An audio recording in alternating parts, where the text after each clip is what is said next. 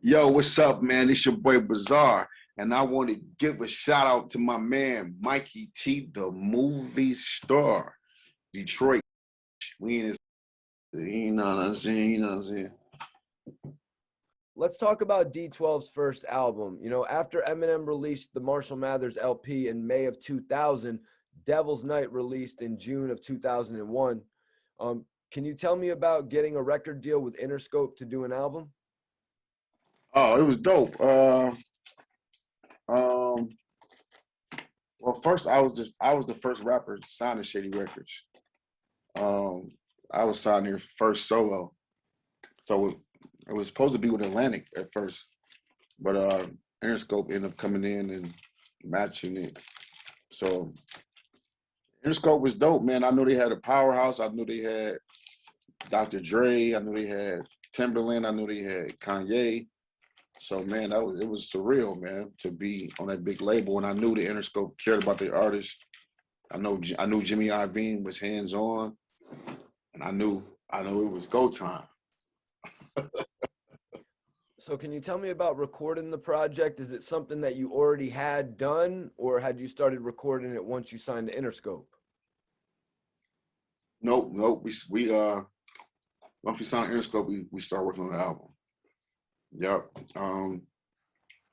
Did most of the album in LA. You know what I'm saying, with Dr. Dre. So yeah, we worked on the album after we got signed. Yeah, man. So I just got to ask, like you guys coming out of Detroit to work with, you know what I mean, Dr. Dre, six guys, split personalities. What were those studio sessions like? Was Dre there a lot of the time, or would he let you do your thing and come back and finesse it? Hell no, he was there. He was there every day for the process. Um, Dr. Dre is about down to earth as you can get, man. I'm such a fan, man, and I was so fucking just shell shocked. I probably remember, man, I just remembered like Dr. I probably said 5 sentences to Dr. Dre my whole life. I just get so starstruck. I tell him Rona, he's just such a fucking legend. But like just to see Dr. Dre, he was like a big fan of mine. He used to come in the come in the lobby all the time or in the lounge and quote my lyrics. You know what I'm saying? Like a lot of my lines I got from, you know what I'm saying, that I was going, you know what I'm saying, not use.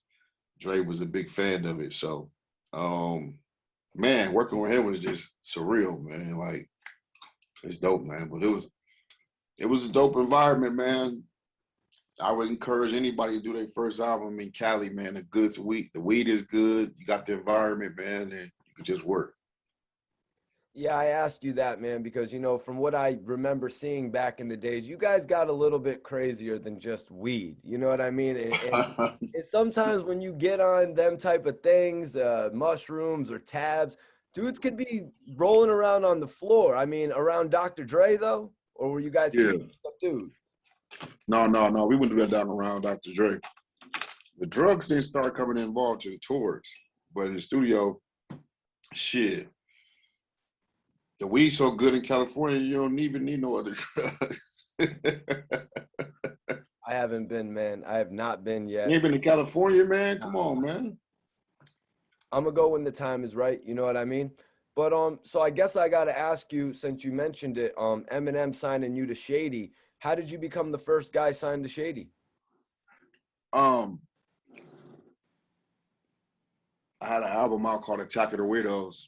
That was my first solo album, and it was doing pretty good. You know what I'm saying? So Atlantic wanted to sign me anyway.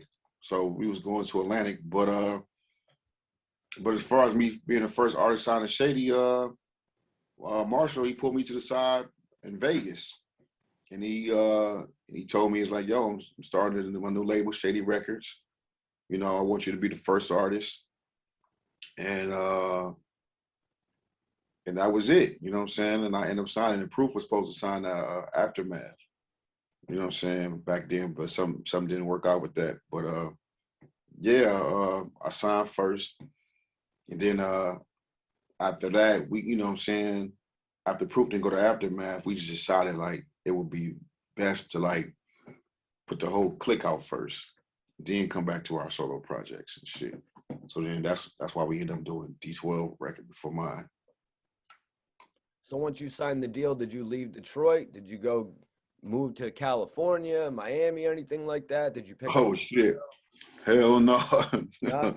No. I think I moved to Atlanta like 2 years later. But no, when we first we recorded a lot in California, but we recorded a lot in Detroit too. So no, we was in Detroit for at least the first year or two. Then I moved to Atlanta. I want to talk about how heavily you were featured on the Marshall Mathers LP, Under the Influence, obviously, and the record Amityville, where you were featured as a solo artist. Can you tell me a little bit about recording Amityville? Oh man, I think we did that in New York. Yeah, he flew me out to New York. Yep. Uh, Dope, man. Dope song.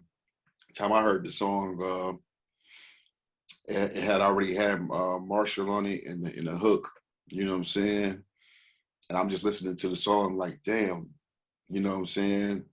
I'm thinking, how could I come in? Because this guy done basically said everything. You know what I'm saying? Mentally ill from Amityville. You know what I'm saying? This verse so crazy. So I'm like, damn, how could I stick out? Damn, how could I stick out? Damn. And I'm like, damn, this will be the first time the world will hear of Bizarre. Damn, how should I come? What should I do? And I'm like, put my mother in the ass and slit her throat. Guess who Slim Shady just signed the Interscope? My little brother. You know what I'm saying? That's why I came out like that, because I knew. That's why when my first line, it was like, fuck my fuzzing in the ass, whatever I said. My first line was like that because I knew that was going to be the first time that the world was going to hear me. You know what I'm saying? So I wanted motherfuckers to give me the reaction like, who the fuck is that? Hold on. You know what I'm saying? So I knew I did exactly what I thought it was going to do. Wow. And at that point, you had said, guess who Slim Shady just signed the Interscope? He had already signed you at that point? Yeah, yep. Wow, man. I feel like these are some of the lyrics that Dr. Dre would come and say to you as he seen you there, and he would just recite one of your lyrics to you. Because yeah, everybody does that, man, about your lyrics. You know what I mean? Yeah, man. I did a survey one time like, what's your first favorite Bizarre quotable? It was like over 5,000 comments. And I'm like, damn, because I don't even remember none of my raps, really. You know what I'm saying? Like, I'm terrible at remembering raps. I used to be on stage performing, and I would go to the group doing a chorus. You're like, these chicks don't even know that. And I would have to be like, yo, how did my verse start off? Every time, bro. I'm terrible at remembering lyrics.